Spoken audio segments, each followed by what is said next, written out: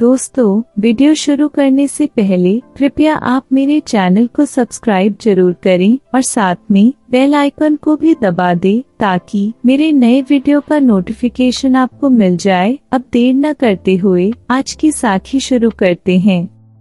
यह उस समय की बात है जब गुरु नानक जी का सत्संग हो रहा था। सभी अपने विचार बता रहे थे। किसी ने कहा, मेरे परिवार में सभी खुश है, 2 बेटे हैं, 1 बेटी, सभी की शादी हो गई, सभी मजे में है, मैं बिल्कुल फ्री हो गया हूँ, अब मुझे कोई चिंता नहीं है, अब तो बस भक्ति करनी है, भक्ति करते करते दुनिया से चले जाना है। उसे अपने बेटे होने का बहुत घमंड हो गया था कि उसके पास 2 बेटे हैं। सभी अपना अपना बता रहे थे। तभी वहाँ एक आदमी बैठा हुआ था, उसका नाम रोहन था। उसने कहा, मेरे पास 2 बेटी है, मेरे सभी रिश्तेदार मुझे कहते हैं बेटा होना जरूरी है और मेरा भी यही मानना है कि बेटी तो पराई होती है, बेटे ही काम आते हैं, बेटे हो तो सब संभव होता है। मैं इस बात को लेकर दुखी हूँ कि मेरे पास बेटा क्यों नहीं है।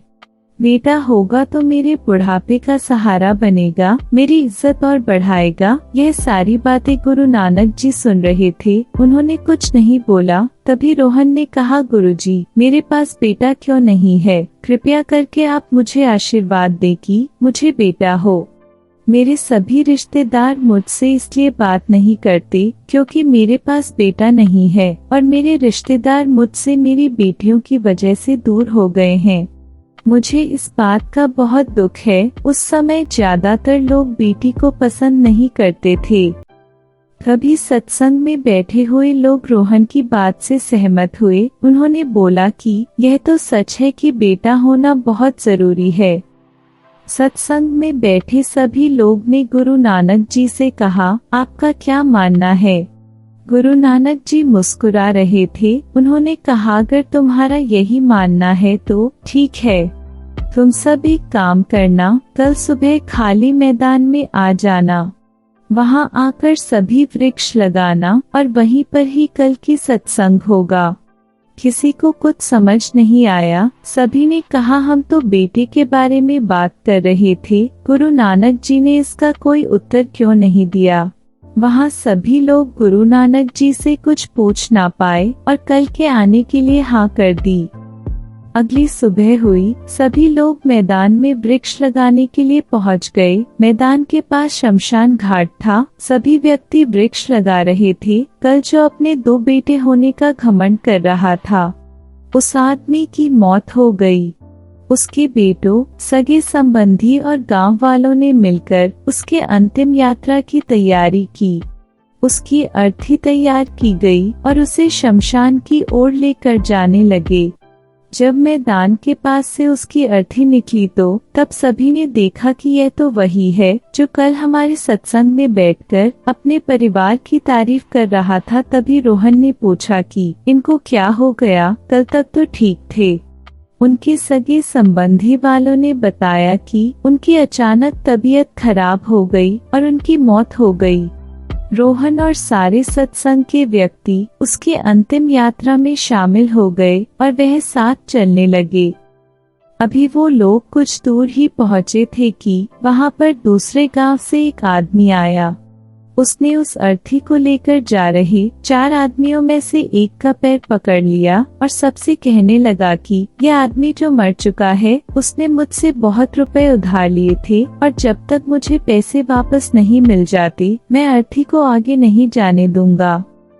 मृत व्यक्ति के बेटों ने उस आदमी से कहा कि पिताजी ने कभी इस कर्जे के बारे में हमसे जिक्र नहीं किया, इसलिए हम तो यह कर्जा नहीं देने वाले। जब बेटों ने ही मना कर दिया तो उस मृत व्यक्ति के भाइयों ने भी कहा कि जब बेटे ही मना कर रहे हैं तो हम भी इस कर्जे की जिम्मेदारी नहीं लेने वाले हैं। रिश्तेदारों ने भी मना कर दिया और पीछे हट गए।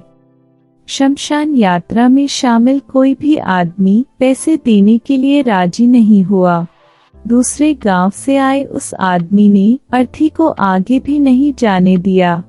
तब तक इस घटना की खबर घर की महिलाओं तक पहुंच गई। मरे हुए आदमी को एक बेटी थी। जब उस तक यह खबर पहुंची तो उसने एक पल भी न सोचते हुए अपने सारे जेवरात और कीमती वस्तुएं लेकर वहां पर पहुंच गई और उस आदमी को वह सारी चीजें देते हुए बोली, आप इन चीजों को बेचकर पैसे ले लीजिए।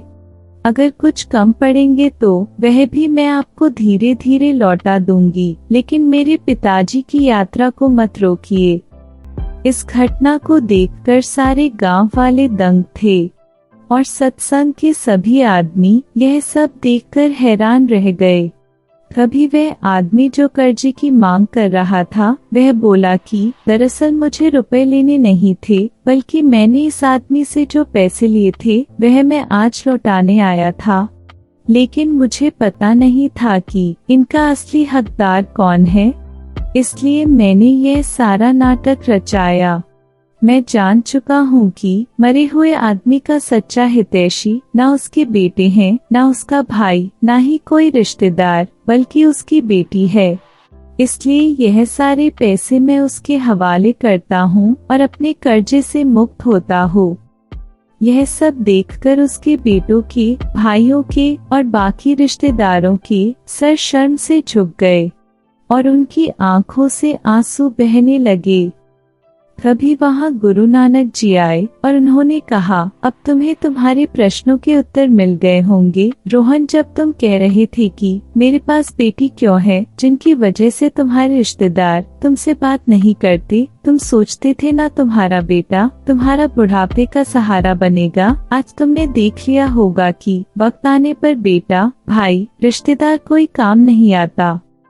इसलिए हमेशा दुआ करना कि हर किसी को एक बेटी जरूर हो, क्योंकि बाकी सब तो माता पिता की दौलत को अपना समझते हैं, लेकिन बेटियां माँ बाप को ही अपनी दौलत समझती है।